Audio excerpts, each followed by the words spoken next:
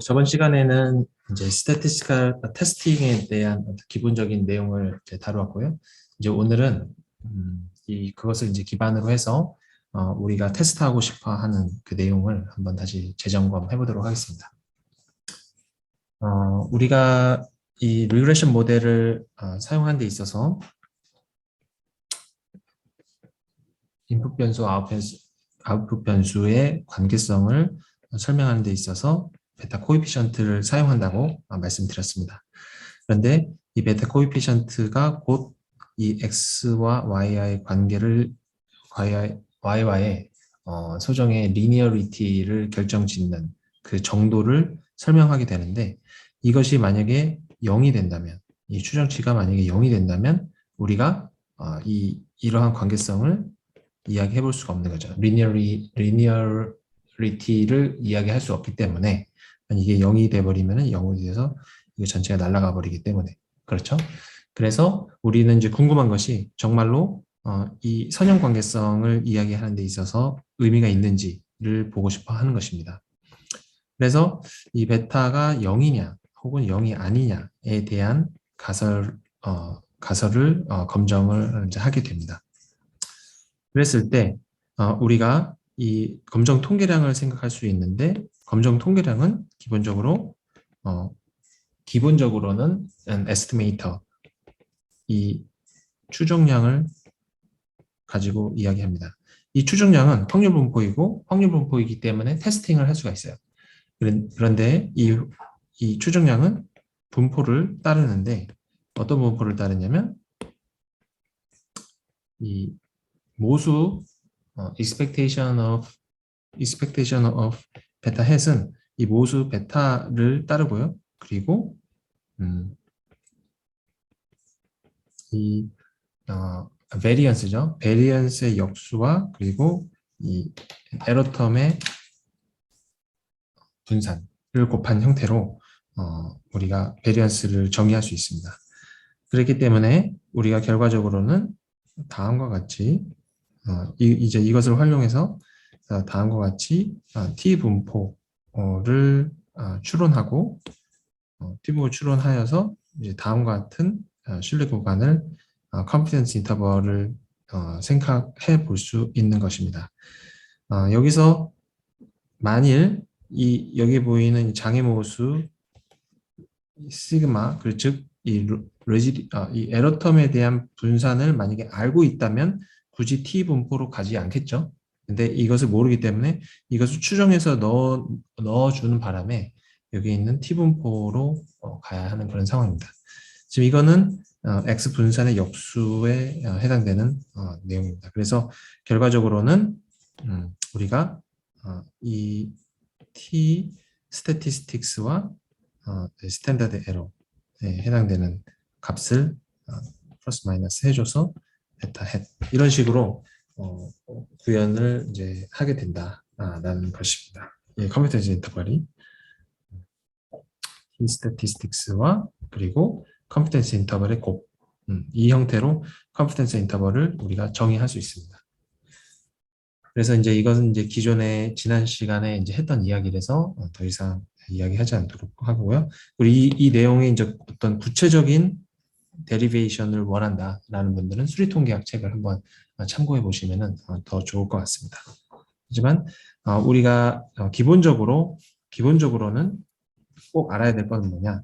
이 추정량이 노멀 디스트리뷰션 따른다라는 것 정도는 알고 있어야 됩니다.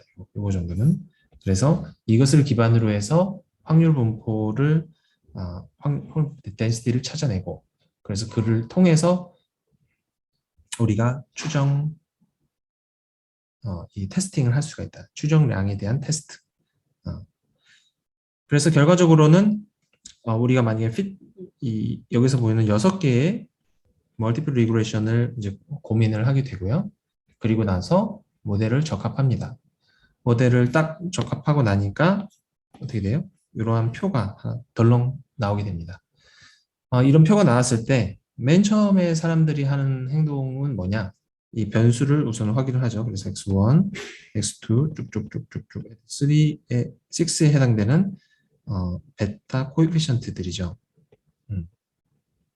베타 코에피션트의 추정치를 다음과 같이 제시하게 되고, 그리고 나서 여기 있는 p-value를 보게 됩니다. 그래서 많은 경우가 p-value 0.05보다 작다. 그러면 이게 통계적으로 유의해서 의미 있는 변수. 그래서 여기 보면은 x1, x3 이렇게 해서 x3가 결과적으로는 유의하게 돼서 이 모델에서는 x1과 x3를 이제 선택된 변수로서 활용해서 설명을 하게 된다라는 식의 논리입니다.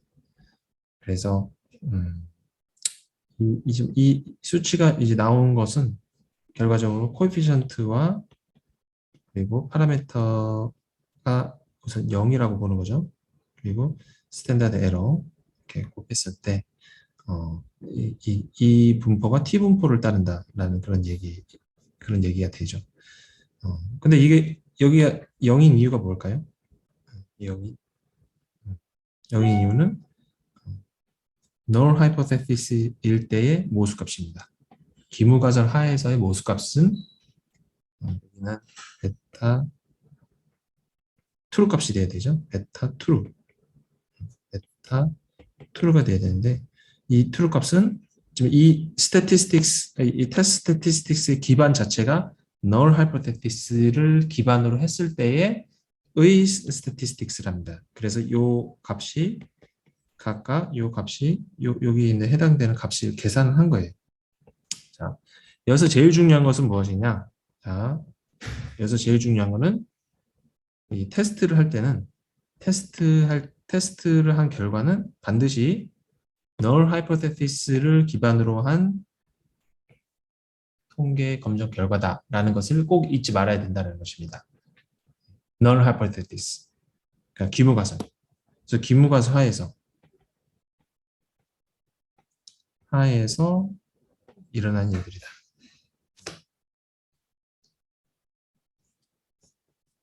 만약 기무가설이 아니면 지금 이게 베타 트루 값이 뭔지 알 수도 없었겠죠. 근데 우리의 기무가설은 뭐냐? 베타 not, 베타 어떤 특정한 베타 j가 0이다. 혹은 베타 j가 0이 아니다. 이렇게 돼 있었죠. 그래서 이 값을 알고 있는 거죠. 기무가설 하에서는. 근데 대립가설에서는 이 값이 뭔지 모르죠. 그냥 0이 아니다라고만 나오는 거죠. 그래서 기무가설 하에서 베타 트루 값이 나오는 거에다가 집어넣게 되면 이 값이 0이 되고 결과적으로는 베타 햇 추정치 나누기 스탠다드 에러를 통해서 이 t 스태티스틱을 구해내는 그런 과정입니다. 됐죠? 그래서 그리고 나서 보니까 p-value가 너무 낮다라는 것은 뭐냐? 이것을 어떻게 해석할 수가 있느냐면 말로 설명하는 연습을 좀 해볼 필요가 있습니다. 왜냐하면 통계는 사회과학적인 측면이기 때문에 꼭 말로 수식을 말로 변환하는 연습을 해서 자기 걸로 만들어 나가는 그런 과정을 거쳐야 돼요. 기무가설 하에서 검정 통계량 값이 극단으로 치다르게 돼서 그에 상응하는 p-value 값이 작다. 그러면은 왜 이게 꼭 기각이 돼야 되느냐라는 것입니다.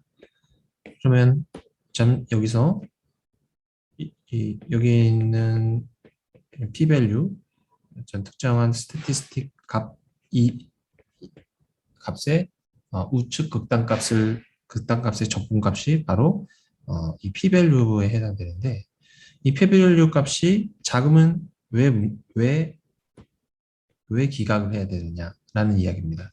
그 이유는 우리가 기본적으로는 베타가 0이라고 생각했었는데 우리의 데이터를 활용해서 피팅을 하고 나니까 이 값이 null hypothesis에서 랜덤으로 일어날 확률이 0.09%밖에 안 된다라는 이야기입니다. 확률이 너무 낮다. 물론 어떤 특정한 데이터 수집을 통해서 랜덤하게 했을 때 어떤 특정 랜덤 샘플을 통해서 나타난 그 베타 값이 우연찮게 극단값을 가질 수는 있지만 그 확률이 너무 낮기 때문에 이럴 경우에는 컷오프 p-value 0.05를 컷오프로 해서 이거보다 작으면 이건 너무 귀무가설 하에서는 일어나지 않는 일이다. 귀무가설 하에서는 너무 일어나지 않는 일이다.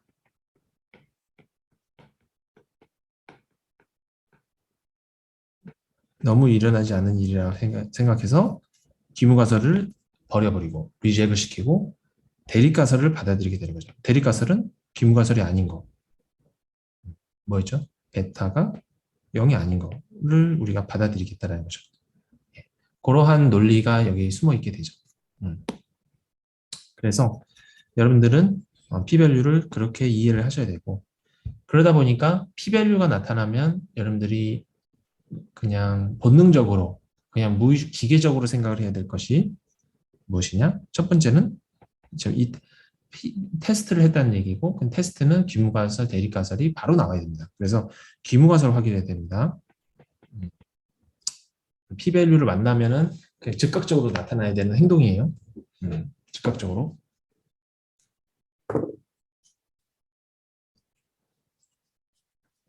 요즘에 격투기 유튜버들이 되게 유행인데 UFC라는 그런 격투기가 있습니다. 이 격투기를 이제 되게 잔인한 스포츠인데 저는 이제 취미로 복싱을 되게 좋아하는 사람이었는데 그러다 보니까 이 UFC도 이제 자주 보게 됐습니다.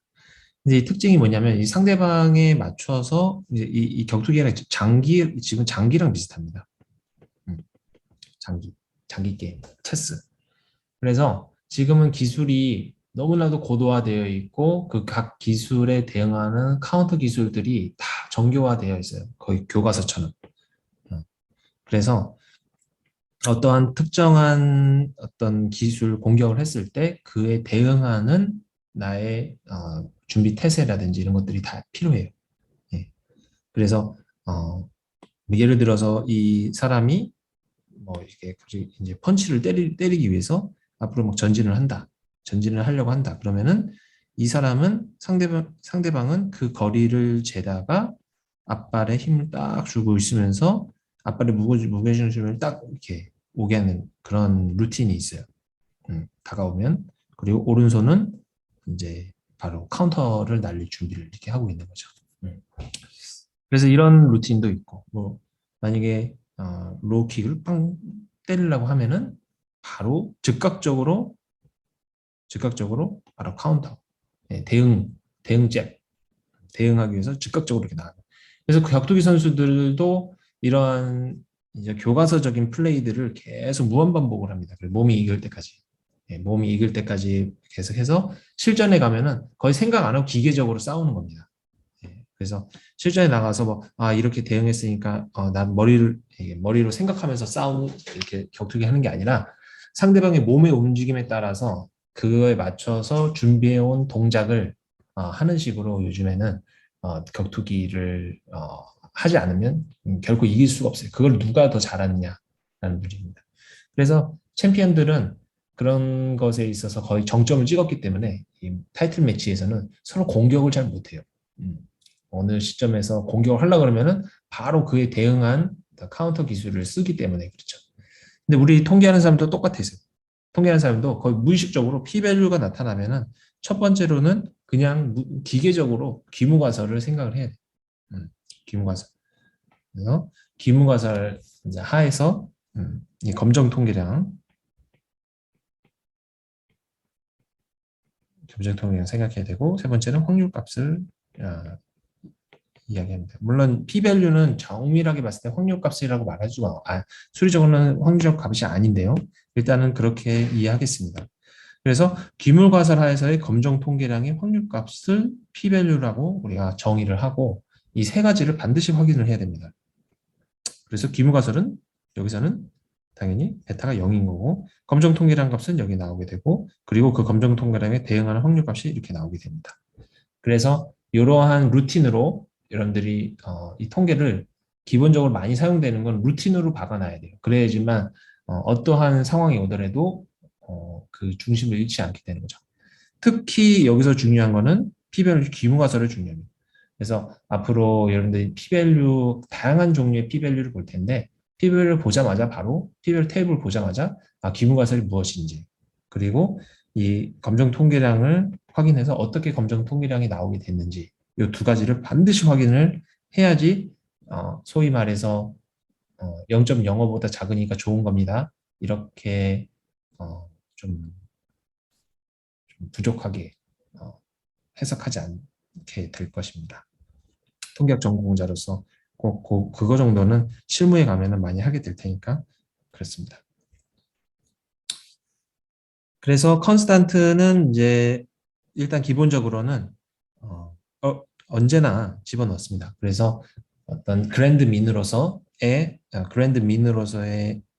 이 역할을 하기 때문에 그 그랜드 민으로서의 역할을 해주는 이 컨스탄트 넣게 되고 특정한 어떤 목적이 있거나 도메인 지식이 있지 않는 한 이 그랜드 민은 반드시 넣어주는 방식으로 분석을 합니다. 그래서 이것에 대해서 유의성을 검증하지는 않는다. 하지만 이제 여기서 보시는 바와 같이 프리딕터가 이제 유의하지 않으면은 일반적으로는 이제 버린다. 그래서 해석하지 않는다. 근데 요거는 어떻게 모델을 셀렉션 하느냐의 그 문제하고 연결이 돼 있어요. 그래서 요거는 아주 좀 여러 가지 측면으로 방대하게 연구가 되어 있습니다. 근데 학부 이제 강의 때는 이거를 좀 뭐랄까 많이 하지는 않고요. 요 정도 몇 가지만 베리어블 셀렉션 하는 방법들을 이제 소개해 드릴 예정입니다. 가설의 타입이라고 해서 처음에는 이제 우리가 이제 가설의 종류를 이제 확인을 해야 되겠죠. 그런데 처음에는 그냥 모든 프리딕터가 제로다. 그래서 우리가 뭐 고민하고 있는 프리딕터 베리어블 3개라 그러면 다 0이다. 이렇게 얘기하는 사람들도 이런 가설이 나올 수 있고요. 그리고 또 어떤 가설이 나올 수 있죠? 이 프리딕터 베리어블이 몇 개만 2개만 0이라든지 혹은 뭐 하나만 0이라든지 뭐 이렇게 볼 수도 있겠죠. 네. 그리고 또 어떤 경우는 이 코에피션트가 같다 이렇게 이런 가설을 세우고 싶기도 해요. 맞죠? 그래서 그리고 어떤 경우는 컨스트레인트를 넣기도 해요. 이거 베타 첫 번째 약의 효과와 두 번째 약이 이렇게 있는데 그 두 개의 효과의 합이 1이다. 뭐 이런 식으로. 그래서 합은 1이어야 돼요. 베타 1과 베타 2가 이 효과가 1이어야 되는 그런 경우도 이렇게 되죠. 이러한 다양한 이 기무가설 하에서의 이 테스팅을 진행을 할 수 있죠. 그런데 뭐 이거는 생각을 해보면은 무한으로 늘어날 수가 있죠.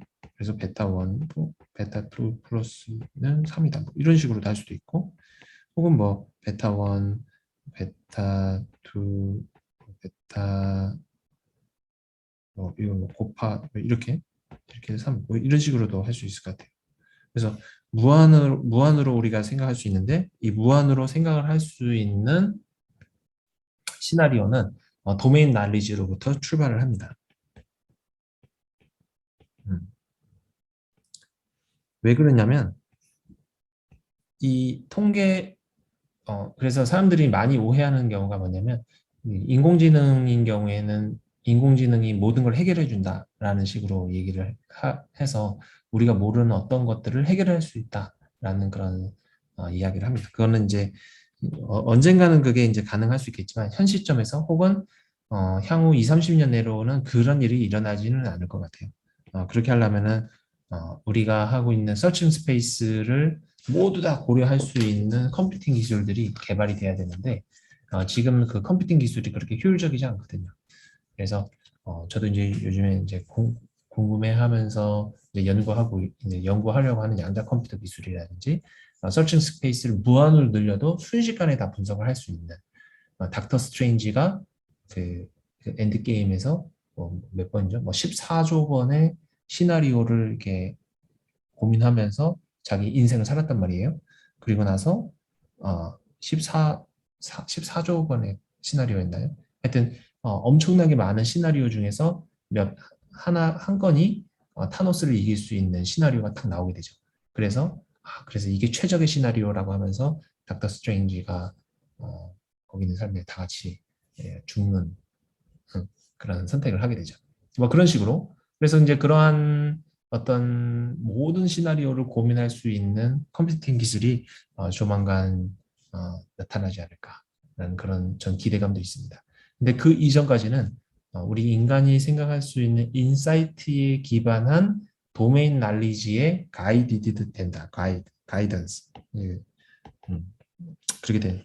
그래서 도메인 날리지에 가이드돼서 그 가이드된 정보를 통해서 이렇게 귀무가설이 선언이 되게 됩니다. 그래서 여러분들이 인공지능과 관련된 이야기는 사실 기본이 이 통계에 대한 기본 지식과 통계에 대한 기본 컨셉으로부터 현 시점에서는 출발하고 있습니다. 그래서 여러분들이 이 통계를 정확하게 알고 있지 않으면 또 인공지능이라는 것을 여러분들이 공부한다 하더라도 굉장히 주먹구구식으로 공부할 가능성이 굉장히 높죠. 그래서 여기서 그 중에서 하나인 이 회귀 분석의 어떤 논리를 잘 쫓아가면서 향후에 어떻게 공부를 해 나가실 수 있는지에 대한 계획을 또 세울 수 있을 것이다. 저는 생각하고 있습니다. 그래서 처음에는 이러한 종류에 있는 것들을 한번 제가 한번 소개를 해드리겠습니다. 오늘은. 그래서 처음에는 reduced 모델이 있고 full 모델이 있어요. 그래서 우리가 사용하는 모델이 변수가 이렇게 할까요? 변수가 x1, x2, x3, x4, x5, x6 이렇게 있다고 했을 때 우리가 현재 이용하고 있는 변수가 6개예요. 그런데 이건 6개는 너무 많다. 내가 봤을 때는 좀 중요한 변수 x1, x2만 이용했을 때의 모델이면 충분하다. 그래서 이거 밑에 거는 reduced 모델이고 위에는 full 모델이에요. 네. 그래서 변수를 이제 다음과 같이 분할해서 이렇게 이해할 수가 있게 되는 거죠. 근데 여기서 한 가지 생각을 해볼 수 있는 건 뭐냐면 이 full 모델하고 reduced 모델이 비교가 되고 그 비교가 되는데 별 차이 없다라면 별 차이. 물론 별 차이가 어떤 기준에 의해서요. 어떤 기준에 의해서 별다른 차이가 없다. 라면 어떻게 우리는 선택을 하게 될까요? 합리적으로 봤을 때 full 모델일까요? reduced 모델일까요? 별 차이가 없으면은 reduced 모델로 가게 됩니다. 그래서 full 모델과 reduced 모델이 별 차이가 있는지 없는지를 보게 되는 것을 통계적으로 검증하겠다는 겁니다. 별 차이가 없다. full 모델과 reduced 모델.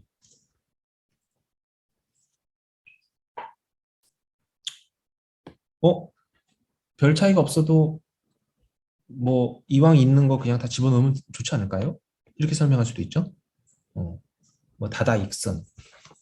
좋은 게 좋은 거 아닙니까? 더 많은 게 좋은 거 아닙니까? 이렇게 생각할 수도 있잖아요. 이것에 대한 내용은 이것도 내용을 좀 이야기하기 전에 이 기본적인 철학, 기본적인 이야기의 밑바탕을 한번 설명을 한번 해봐야 될 것 같아요. 자, 뒤에 나오나? 뒤에 아니.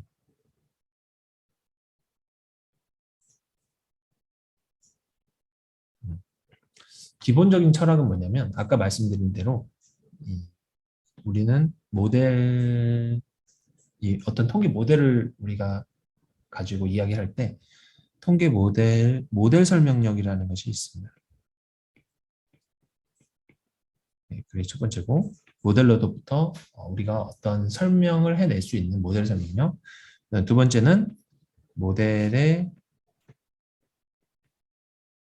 프리딕션, 예측. 뭐 예측과 관련, 프리딕션과 관련된 성능, 성능력이라고 할까요? 력을 한번 뒤에 붙이기 위해서 똑같이 성능력, 성능력 좀 이상하네. 그냥 성능. 네.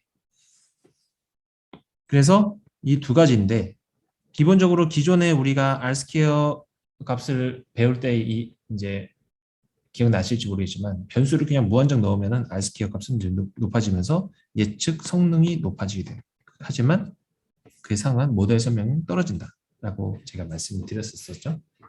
그래서 우리는 어쨌든 이러한 변수를 줄이는 것을 원해요. 네. 그래서 이거를 영어로 하면 parsimony, 그래서 parsimonious 상용사. 그래서 어, parsimonious 하면 한글로 하면은 좀 뭐라 그럴까? 인색한 이런 식으로 번역이 되는데, 그러니까 어떻게든 간결하게 하고 싶은 마음인 겁니다. 간결하게 해서 모델로부터 설명하는 것을 간결하면 간결할수록 모델 설명력이 높다라고 하는 거죠. 네. 왜냐면은 우리가 사용할 수 있는 팩터가 작아야지만 설명이 쉽잖아요. 네. 그것을 여기서 말하는 모델 설명력의 정의입니다. 근데 팩터가 무한히 많아. 한 3,000개의 변수를 가지고 현상을 설명한다면 그 3,000개를 다 일일이 적시하면서 설명을 해야 되니까 모델로부터 설명할 수 있는 모델 설명력의 간결성이 떨어져서 설명이 힘들다. 그래서 간결성이 떨어지기 때문에 설명이 힘들다. 그래서 모델 설명력이 작아진다. 이렇게 된 겁니다. 자, 이 리듀스 모델과 풀 모델을 비교하기 위해서는 기본적으로 네스티드 모델이어야 됩니다. 무슨 얘기냐? 여기 나오는 이 리듀스 모델에 있는 이 변수가 반드시 풀 모델에 포함이 되어 있어야 돼요. 그래서 nested. nest가 뭐죠? 둥지잖아요. 그래서 둥지 안에 포함이 되어 있어요. 이게 풀 모델이 있으면 이 풀 모델의 네스트 안에 리듀스 모델이 이렇게 다 포함되어 있어야 돼요. 근데 포함되어 있지 않은 놈은 안 된다. nested. 그래서 결과적으로는 이 두 개, 풀 모델과 리듀스 모델의 차이를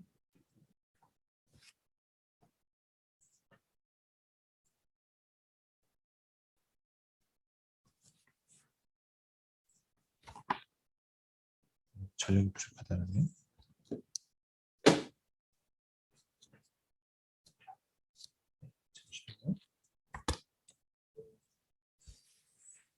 전력이 부족하면 안 되는데.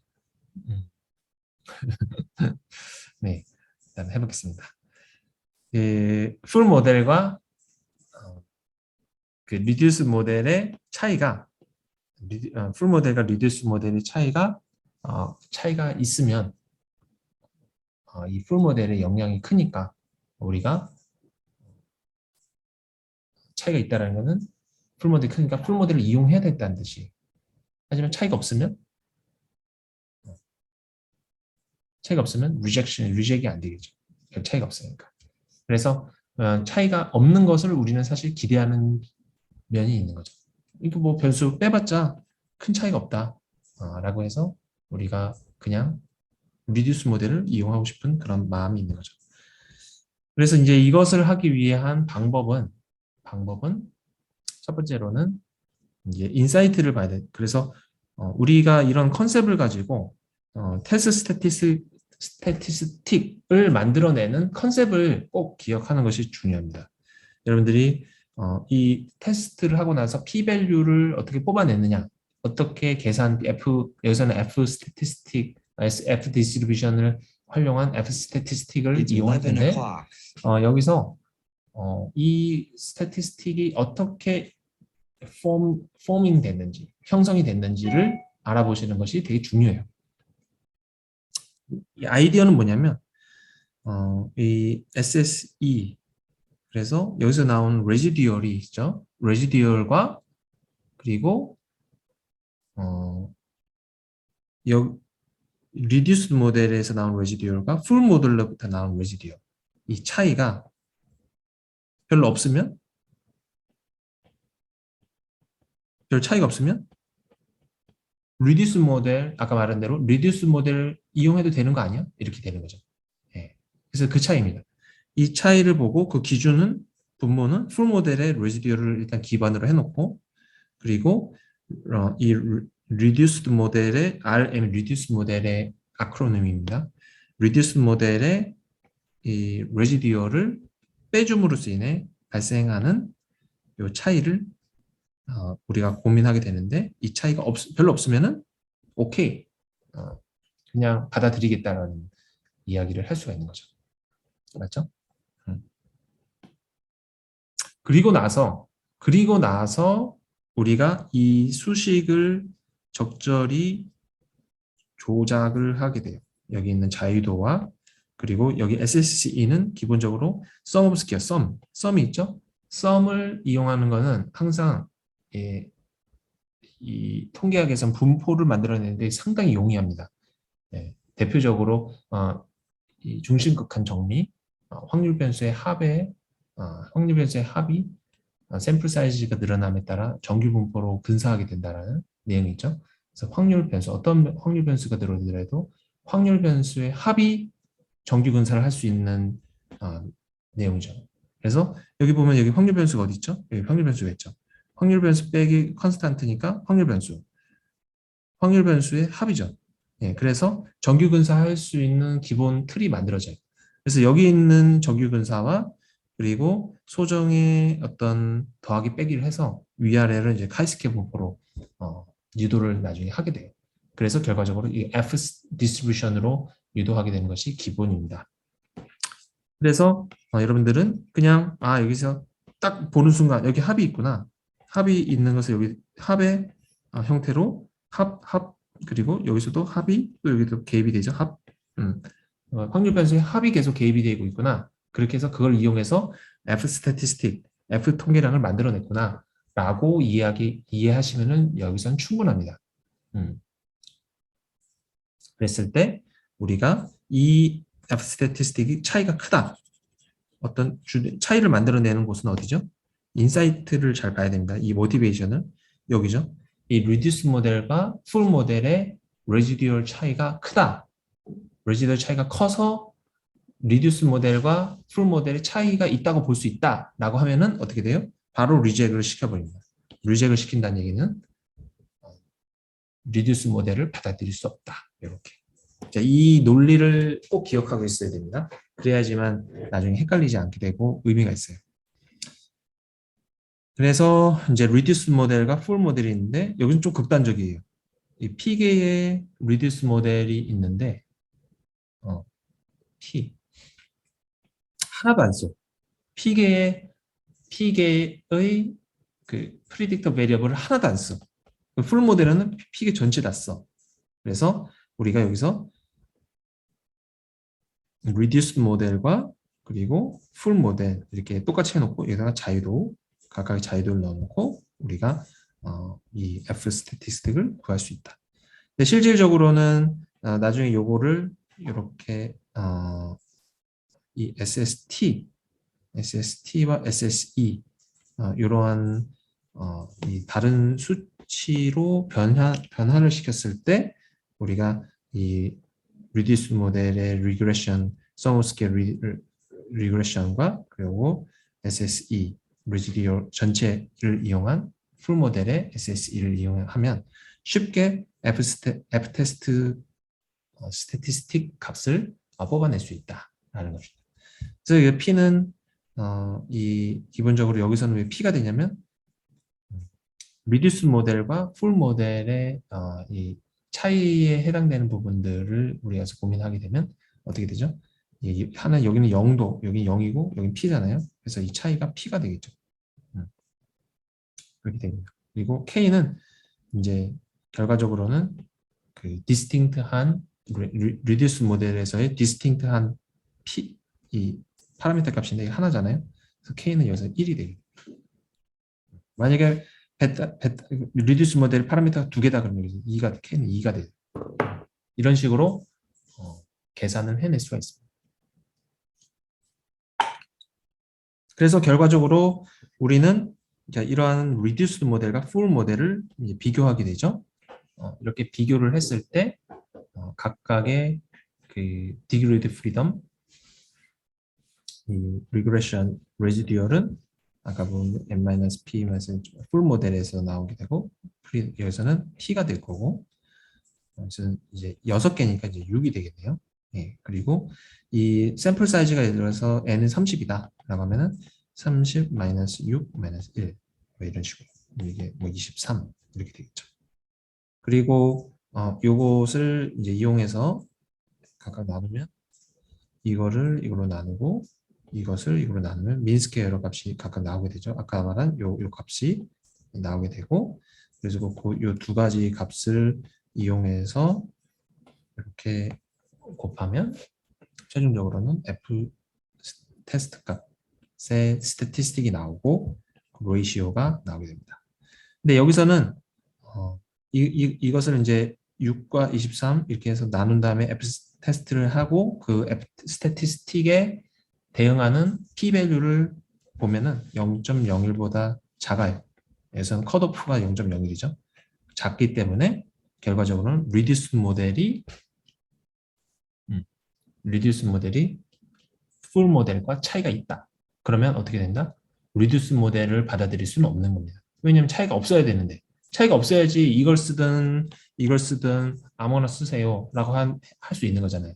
그런데 차이가 있으니까 리듀스 모델은 쓸 수 없다. 이런 식으로 내용이 구성이 되겠죠.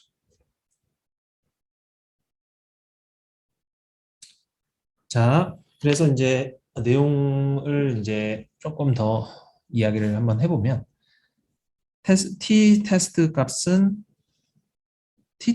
이제 significant 하면 기본적으로는 f statism significant하다. 즉 뭐냐? 일단 하나라도 일단 유의하면 일단 기본적으로는 이게 이제 의미가 있으니까 예를 들어서 베타 1, 베타 2,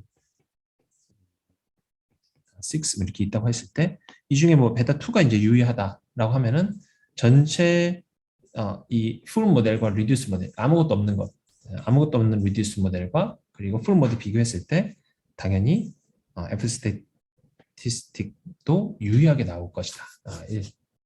usually 아닌 경우도 사실 있다는 얘기죠. 대부분 그렇다는 얘기입니다. 그렇게 되는 방법이 있고 그리고 만약에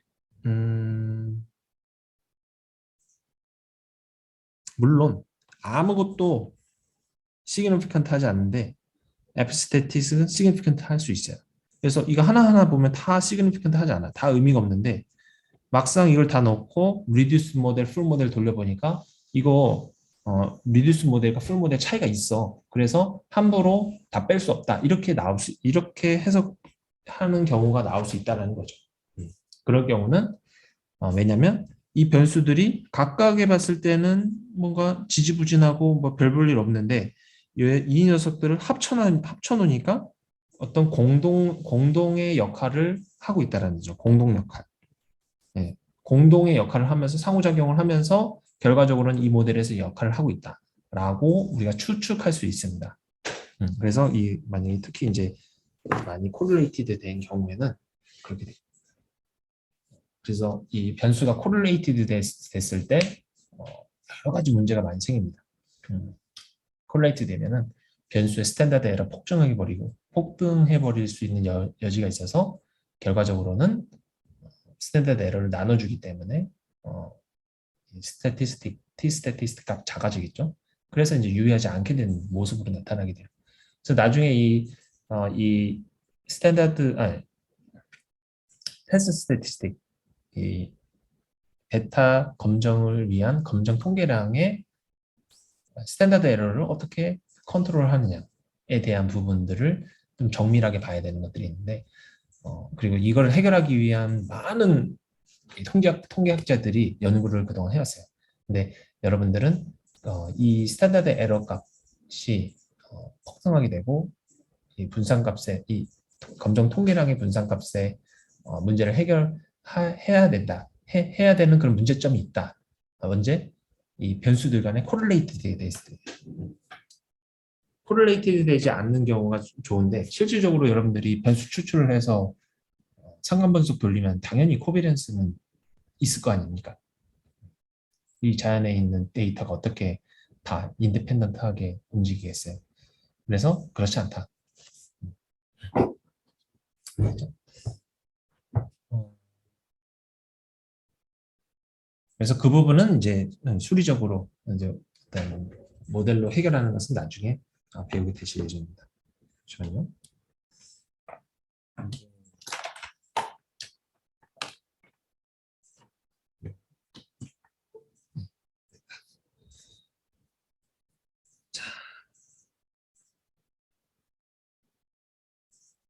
그래서 few variable을 이용하면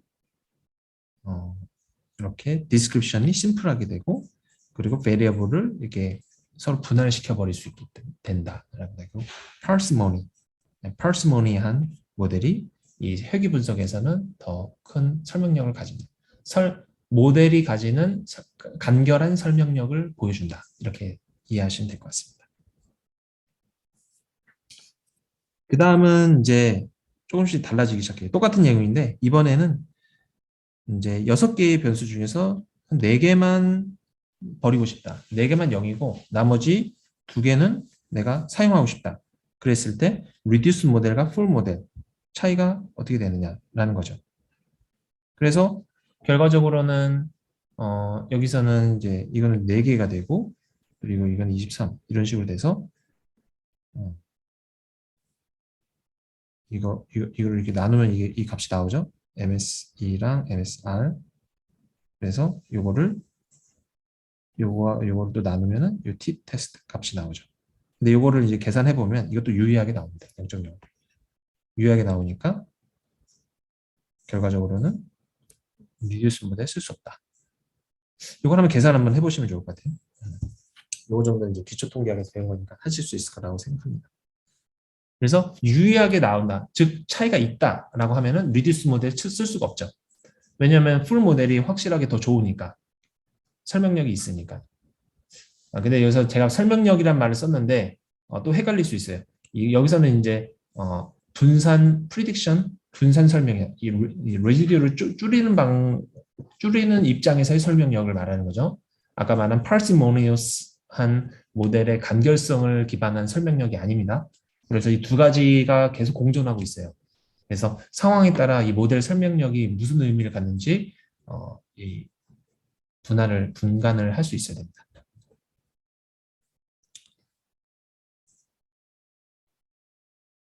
그래서 not rejected. 여기서 not rejected네요. 네, not rejected 된 값입니다.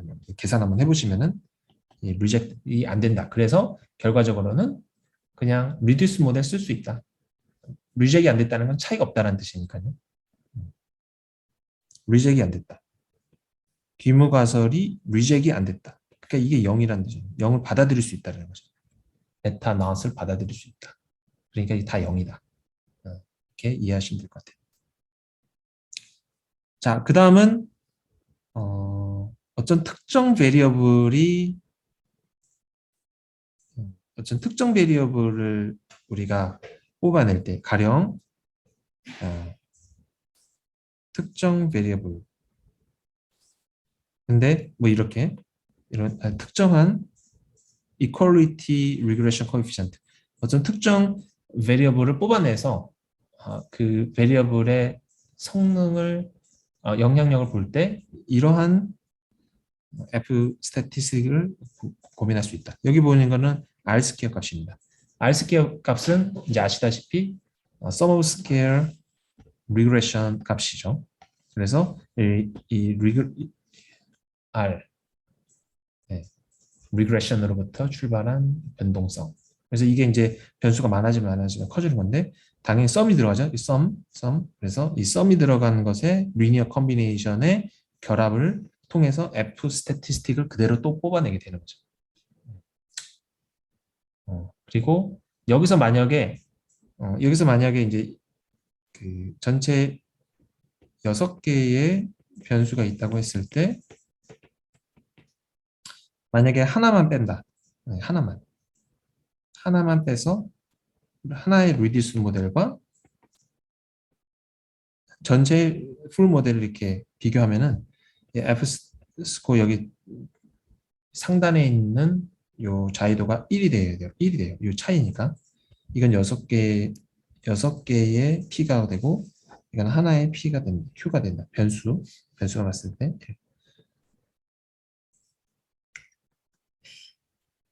하나만 뺀 거니까 잘못됐네요.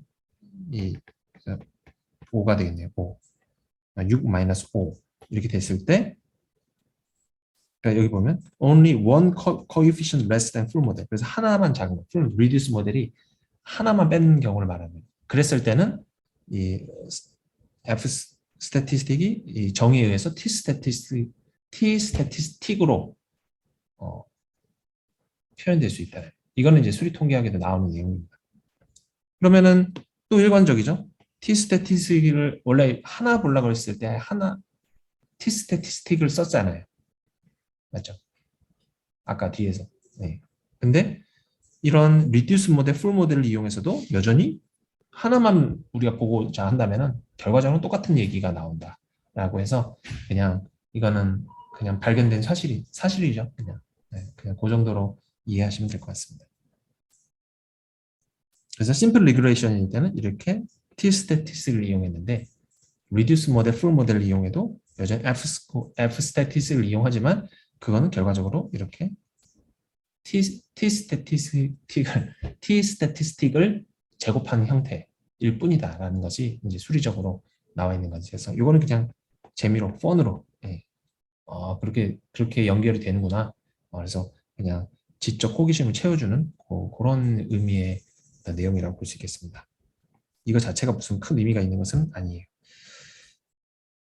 자, 그래서 우리가 첫 번째 변수와 세 번째 변수의 영향력이 똑같다라고 했을 때 첫 번째는 우리가 첫 번째, 세 번째 모델이 이렇게 각각 나눠진 게 하나 있고 그리고 베타 1이 공통된 베타 1 프라임이 있어서 그게 x1과 x3 같다라는 거죠. 그래서 베타 1 프라임 x1 플러스 베타 1 프라임 x3 이렇게 되는 거죠. 이 모델이. 네, 그렇게 됐을 때 이 풀 모델과 리듀스 모델을 비교해 보면 각각의 모델의 R스퀘어 값이 나오겠죠. 각각 이 풀 모델로부터 R스퀘어 값, 리듀스 모델로부터 R스퀘어 값 나오면 그리고 각각의 모델이 나오는 변수 개수는 2개, 그리고 Q는 1, 네, 베타 1은 하나니까요. 그래서 이렇게 했을 때 결과적으로 3.65, 근데 4.21. 그래서 결과적으로는 이게 same reject이 안 돼. 그래서 reduced 모델을 받아들이게 됩니다. 무슨 말이냐? null hypothesis를 기각을 못하니까 null hypothesis를 기각을 못하니까 이거를 받아들이게 된다. 즉 그러면 베타 1과 베타 3는 같다. 그래서 베타 1과 베타 3에 해당되는 각각 베타 1 프라임은 같은 거기 때문에 같은 인크리멘탈 이펙트가 존재한다. 같은 효과다. 이렇게 해석을 할 수가 있다. 이 컨클루션이 되게 중요합니다. 그래서 이렇게 해석을 해야 돼. X1과 X3가 결과적으로 same incremental effect to Y에 해당된다. Y는 그 employee satisfaction, 평균 employee satisfaction의 벤치마크의 평균 혹은 predicted value가 존재한다. 그러니까 같은 영향력을 갖춘다. 이렇게 표현을 해줘야 있어요. 정확하게. 그래서 모델을 해석하는 데 있어서 표현을 정확하게. 물론 여기서 제가 하나를 빠진 건 있죠. 나머지 변수를 보정한 상태에서의 이야기를 해야 되는데 여기서는 변수가 이 두 가지밖에 없으니까 그런 얘기는 생략했습니다. 그래서 이제 똑같은 방식으로 했을 때 여전히 rejection이 안 된다. 그래서 이런 식으로 똑같이 존재하고요. 이번에는 이제 약간 다르죠. 아까 모델이 이제 좀 더 길죠, 이렇게. 아까 풀 모델과 다르게. 그래서 이럴 경우에는 모델이 또 추가 변수가 다 포함이 되니까 분명히 R스퀘어 값이 달라지게 될 거예요. 이런 형태의 R스퀘어 값이 들어가게 되고 이런 형태로 피팅했을 때 R스퀘어 값이 들어가고 그래서 봤을 때 여전히 same incremental effect. 그래서 규모가설을 이렇게 다르게 했다. 아까는 이것도 이제 동시에 이걸 0이라고 가정을 한 거고요. 그래서 풀 모델에 또 이제 0인데 그게 아니라 이거 0이 아니 0이라고 가정 안 하고 이게 이 reduced 모델에서만 0이다 이렇게 얘기를 한 거죠. 그래서 아까랑 이제 틀린 얘기예요. 그래서 이런 시나리오도 나옵니다. 근데 이런 시나리오는 데이터로부터 출발하는 게 아닙니다. 네. 그냥 도메인 날리지로부터 이런 시나리오가 궁금해. 그래서 이런 통계 분석을 해야 되겠어. 라고 우리가 가이드를 받아서 움직인다라고 말씀드렸죠. 이제 두 번째는 이제 아까 말한 constraint에 대한 부분입니다. 어떤 constraint냐면 베타 1과 베타 3의 합이 1이어야 돼요. 그래서 이런 거는 나중에 특히 이 바이오 메디슨에서 이 메디슨의 이펙트를 보는 데 있어서 이런 소위 뭐 다이나믹 트리트먼트라고 해서 이 상황에 따라서 이 각자 페이즈에 따라서 이 약의 효능 그리고 트리트먼트의 영향 이런 것들을 이 이 각각 단계별로 페이즈별로 분석하는 리그레션 모델들이 있습니다. 그래서 그런 것들을 활용하는데 여러분들이 이런 좀 변칙적인 모델들을 고민을 해야 되는 상황들입니다. 하지만 여러분들이 그냥 학부 수준에서 졸업하고 나서 이러한 컨스트레인트 된 리그레션 모델을 적극적으로 활용할 가능성은 그렇게 높지는 않아 보입니다. 하지만 여러분들이 통계 전문인으로서 계속 역량을 개발하고 특히 바이오메디슨, 임상시험, 클리니컬 트라이얼 쪽에서 일을 하면 할수록 이런 이 변칙, 어드밴스된 리니어 모델들을 많이 활용을 하게 돼요.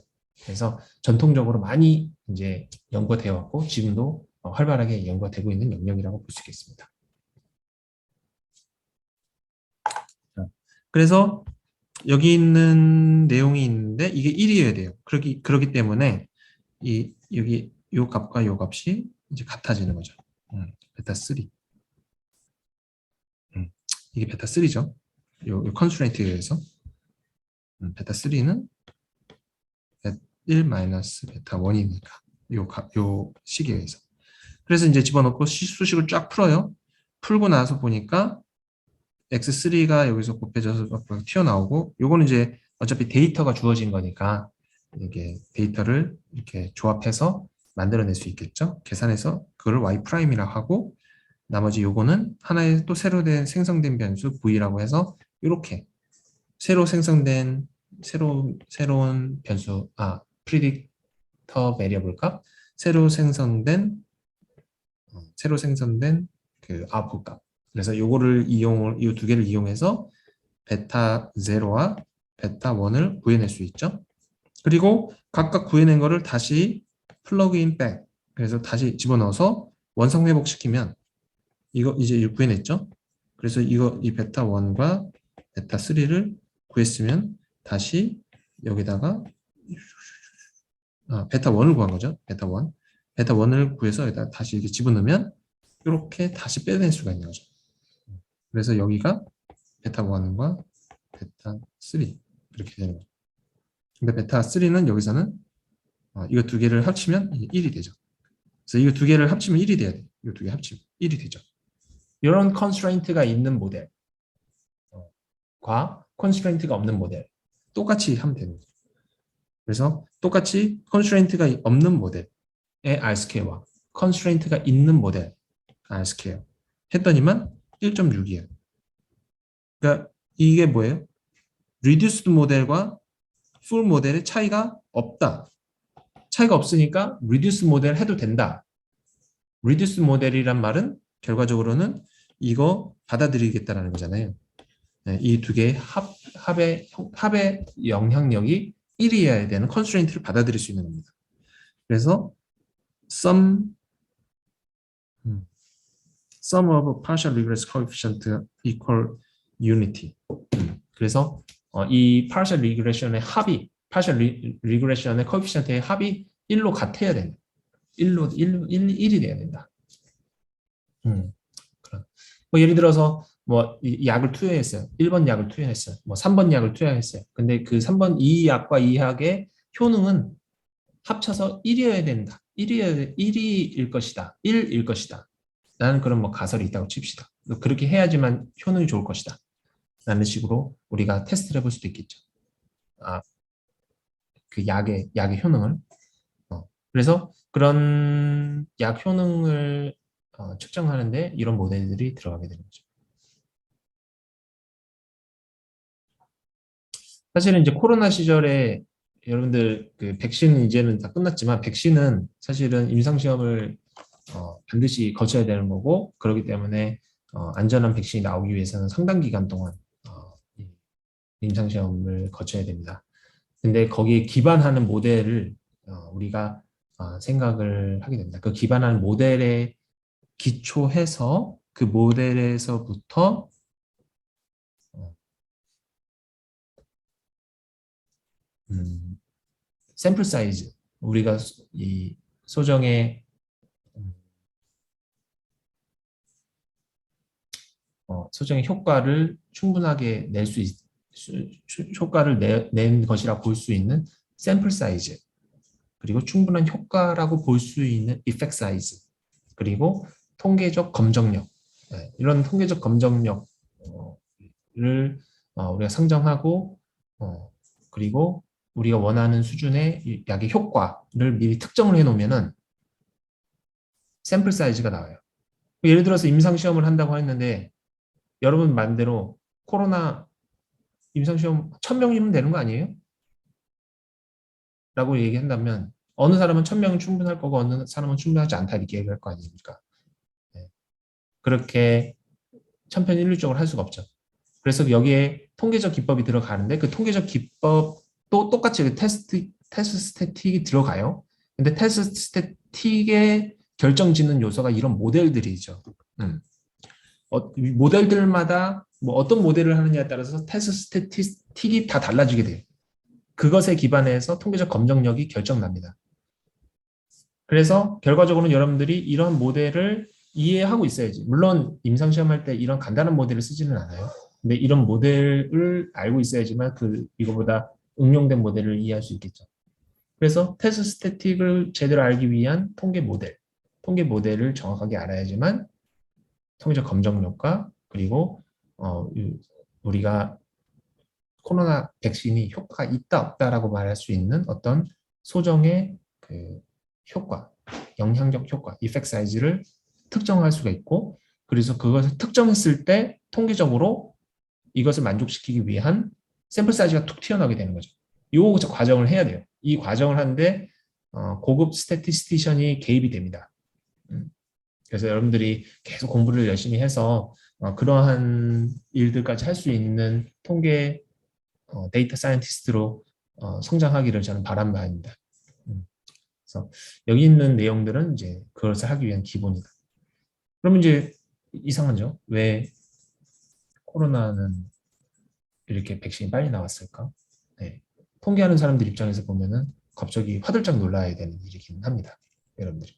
어떻게 그럴 수가 있지? 어떻게 샘플 사이즈가 통계적 검정력과 이펙트 사이즈를 만족하는 샘플 사이즈가 그렇게 빨리 결정이 될 수가 있지? 이런 궁금증이 들 수 있잖아요. 네. 궁금증이 들죠. 음. 그러면은 어떻게 됐는지 여러분들이 문서를 찾아보면 알 수 있겠죠?